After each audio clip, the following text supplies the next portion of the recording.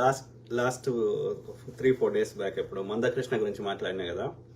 So మాట్లాడినప్పుడు జనరల్గా ఈయన ఏది కర్ణాటకలో బీజేపీ ఓటేయమని చెప్పిండు మందకృష్ణ. ఓకే, అట్లనే తెలంగాణలో కానీ ఆంధ్రప్రదేశ్లో కానీ బీజేపీకి ఓటేయమని చెప్పిండు. చెప్పినప్పుడు మరి ఇవాళ బీహార్ కూడా పోతావా అని అడిగినాం. తప్పేం అడిగినాం? నువ్వు ఎంఆర్పిఎస్ అని పెట్టుకున్నావు, మాదిగా వాళ్ళ యొక్క రిజర్వేషన్ కి పోరాట సమితి అని పెట్టుకున్నావు. 30 ఏళ్ళ నుంచి కొట్లాడినా ఇప్పటివరకు చట్టం కాలేదు, ఇప్పటివరకు వర్గీకరణ కాలేదు. అంటే నీ చిత్తశుద్ధి ఎంత ఉంది?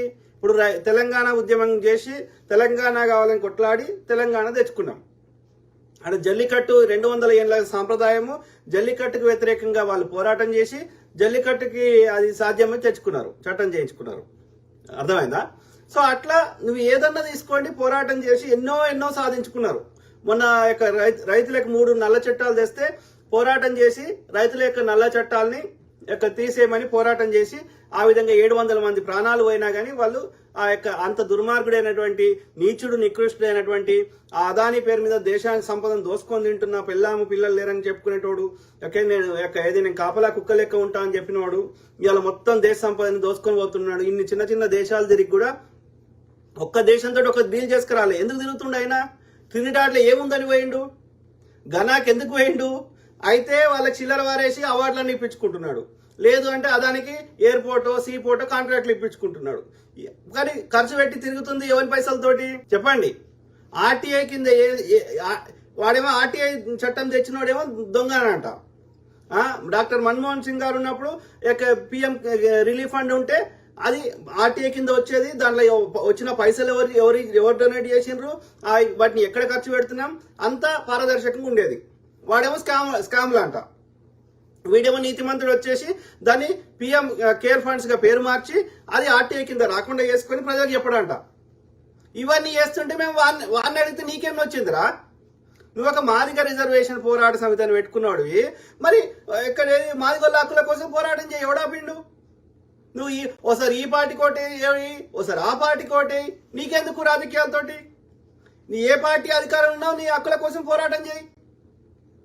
ఎందుకు సంకనాకుతున్నావు? ఎందుకు మాదిగొల్ల వాళ్ళకి ఓట్లు వేయిస్తానని చెప్తున్నావు? నీకేమొస్తుంది దాంట్లో? అంటే మాదిగొల్ల పేరు చెప్పుకొని కులం పేరు చెప్పుకొని నీ కుటుంబం బాగుపడాలని చూస్తే ఊరుకుంటారా? బీసీ నాయకులు ఆర్ కృష్ణయ్య ఏమి హామీ ఇచ్చిండని, బీసీలకి ఏం చట్టం చేసిండని వాడు బీజేపీకి పోయిండు ఆర్ కృష్ణయ్య. ఇంటి దొంగలతోటి వాడి స్వార్థం కోసం తప్ప వీళ్ళ వల్ల ఆ జాతులకు ఏం లాభం అవుతుంది? బీసీ చట్టం చేయమనండి. సపోర్ట్ చేయమంటున్నామా? కాంగ్రెస్ మిగతా పార్టీని సపోర్ట్ చేయమంటున్నామా? మరి అట్లాంటి హామీ చట్టం చేస్తామని హామీ ఇచ్చిండ్రా? ఈడబ్ల్యూఎస్ కింద 3% లేని జనాభాకి 10% రిజర్వేషన్ ఇస్తే ఎందుకు కొట్లాలే మందకృష్ణ మాదిగా? మరి విమన్ యొక్క మహిళా రిజర్వేషన్ బిల్లు ఎన్నికల ముందు ఆగమాగం చేసి ఎందుకు ఇంప్లిమెంట్ చేస్తలేడు? అందులో మాదిగల పర్సంటేజ్ ఎంత ఉంది? ఎందుకు కొట్లాడతలేడు మందకృష్ణ? అంటే జాతికి ద్రోహం చేస్తూ ఏది మొత్తం జాతి యొక్క వాళ్ళని తీసుకుపోయి నువ్వు వానికి కాళ్ళ కింద పెడతా అంటే, వాడు నిన్ను హగ్గు చేసుకున్నాడనో లేకపోతే వాడిని చిల్లరిస్తా అంటే మరి తిట్టరారా? నేను మందకృష్ణ గారిని పెళ్ళాం దగ్గర రాలే కదా, మందకృష్ణ మాదిగా బతుకుండగానే చచ్చిపోయాడని పోస్టులు పెట్టలే కదా, నేను పబ్లిక్ ఇష్యూస్ మాట్లాడినా కదా, వారి పర్సనల్ లైఫ్ పోలే కదా. మరి నా పర్సనల్ లైఫ్ ఎందుకు వస్తున్నారా? రాజ్ బోడా చచ్చిపోయిండు, రెస్ట్ ఇన్ పీసు. నువ్వు కోరుకుంటే చచ్చిపోతానురా. న్యాయం ఎడిదిక్కుంది, ప్రకృతి దేవత చూస్తుంది కదా, చర్యకు ప్రత్యర్య ఉంటది కదా. న్యూటన్ థర్డ్ లో అదే చెప్పింది కదా, అందరికి ఒకటే సూర్యుడు, ఒకటే భూమి ఒకటే చంద్రుడు ఉన్నప్పుడు ప్రకృతి ధర్మాలు కూడా అందరికి సమానంగా వర్తిస్తాయి కదా. రైట్?